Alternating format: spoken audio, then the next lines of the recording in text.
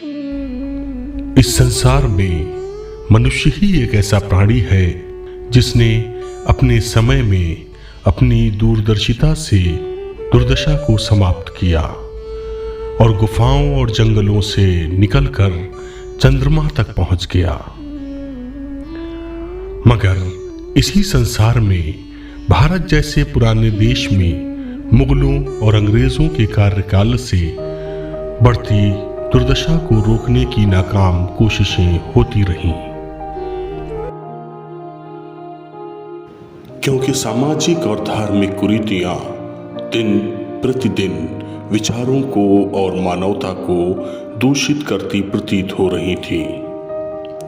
ऐसे में 1 अप्रैल सन 1889 को नागपुर में जन्मे डॉक्टर कृष्णा बलिराम हेडगेवार ने सन 1925 में हिंदुत्व से प्रेरित होकर भारत को हिंदू राष्ट्र बनाने के लिए राष्ट्रीय स्वयंसेवक संघ की स्थापना की, जिसको ऐतिहासिक रूप में आज भी हिंदू राष्ट्र की नींव के रूप में स्वीकारा जाता है। समय प्रबल है और तीव्र प्रहार करता रहा। इसी फलस्वरूप डॉक्टर हेडगेवार का निधन हो गया, परंतु हिंदू राष्ट्र का सपना साकार होता रहा और सन 1951 में श्यामा प्रसाद मुखर्जी के द्वारा भारतीय जनसंघ की स्थापना हुई, जिसको दीपक का चिन्ह दिया गया। इस दीपक का प्रकाश ऐसा फैला कि पूरे राष्ट्र में न सिर्फ हिंदुत्व की भावना रखने वाले बल्कि दूसरे धर्म से संबंधित लोगों की मानसिकता भी उजागर हुई। इस अंतराल में जहां सामाजिक कुरीतियां मानव धर्म के लिए एक दूषित वातावरण बना रही थीं, वहीं भारतीय जनसंघ की स्थापना के बाद हिंदुत्व के अस्तित्व को समाज नमन करने पर मजबूर हो गया। आहिस्ता आहिस्ता समय बदलता रहा। करवट लेते समय ने नवयुवाओं को हिंदू परंपरा एवं प्रतिष्ठा के लिए आकर्षित करना प्रारंभ किया।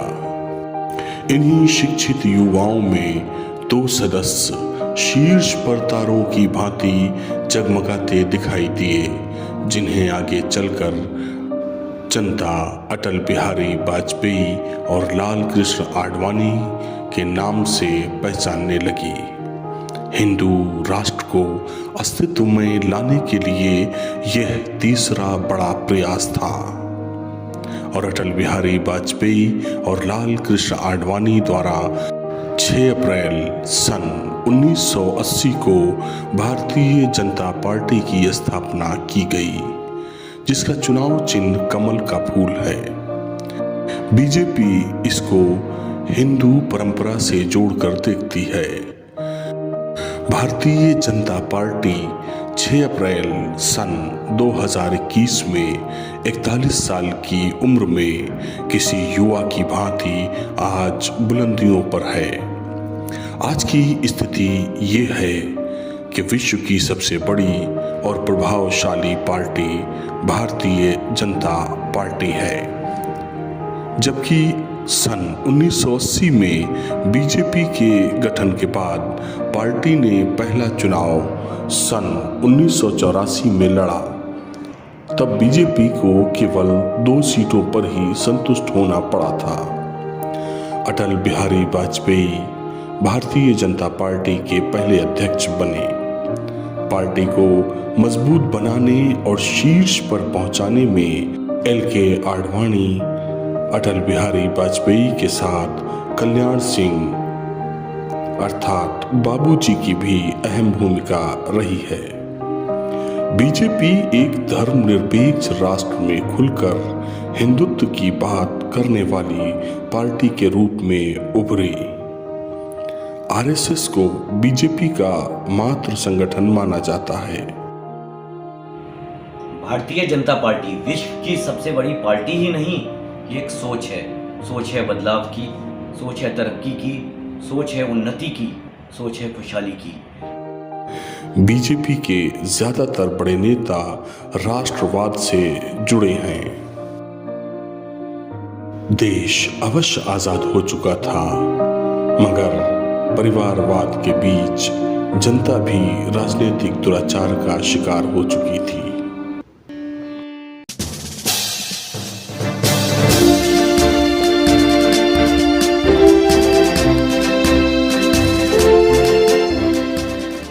ऐसे में जरूरत थी किसी ऐसे दूरदर्शी स्वावलंबी युग पुरुष की जिसने राष्ट्रहित के लिए जीवन का हर सुख त्याग दिया हो,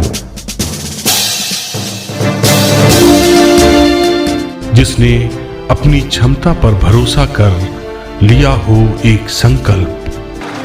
मैं नरेंद्र दामोदर दास मोदी ईश्वर की शपथ लेता हूं कि ये वही दूरदर्शी व्यक्ति है जिसने अपने कार्यकाल के प्रारंभ में ही भारत की गंदगी को साफ करने के लिए शुरू किया एक अभियान।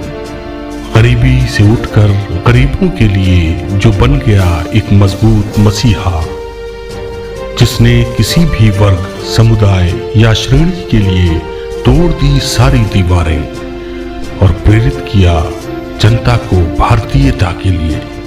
भाइयों बहनों, यह देश बदल रहा है, लेकिन कुछ लोगों का दिमाग नहीं बदल रहा।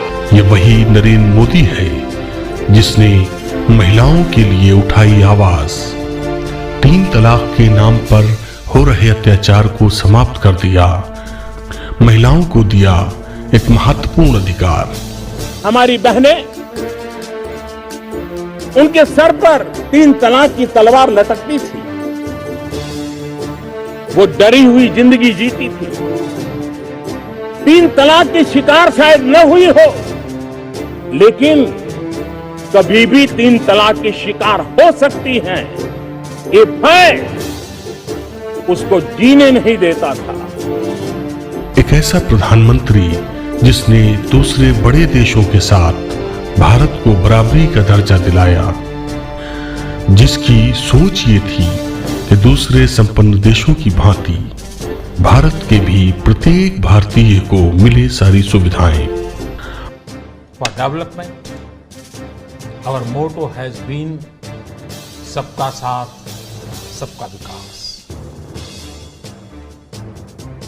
We are with all citizens and for development of all citizens. प्रधानमंत्री श्री नरेंद्र मोदी जी कर रहे हैं। उन्होंने पूरे विश्व में भारत की, जब से प्रधानमंत्री बने हैं, भारत की एक अलग पहचान बनाई है और पूरे विश्व में भारत को सम्मान की नज़र से देखा जाता है। तथा भारतीय जनता पार्टी के जिन जिन प्रदेशों में उनकी सरकार है, वहाँ बहुत अच्छा कार्य कर रही है। अल्पसंख्यक समुदाय के लिए मंत्रालय से दी लाभकारी योजनाएं, जिसमें शिक्षा से लेकर स्वरोजगार को दिया बढ़ावा, जिससे कौशल विकास केंद्रों से शिक्षित होकर भारत के छात्र छात्राएं अपने जीवन को बेहतर बना सकें। और मैं गर्व से कह सकता हूं कि अब उज्ज्वला भी हमारी उन्नति की एक प्रतीक बन चुकी है। आज देश में एलपीजी ऊर्जा का सबसे स्वच्छ और सर्वसुलभ साधन बन चुका है। एक तरफ उज्ज्वला योजना से घरों में ईंधन दिया, तो वहीं घर की इज्जत सुरक्षित रखने के लिए दिए इज्जत घर। किसी भी भारतीय को बैंक द्वारा कैश की असुविधा ना हो, इसलिए कैशलेस और प्लास्टिक मुद्रा को कर दिया प्रारंभ। बैंकों में हर भारतीय का खाता हो, जिससे मिल सके हर गरीब को मुद्रा लोन। आप सभी के आशीर्वाद से ऐसे अनेक काम थे जिनके बारे में सिर्फ चर्चा ही हुआ करती।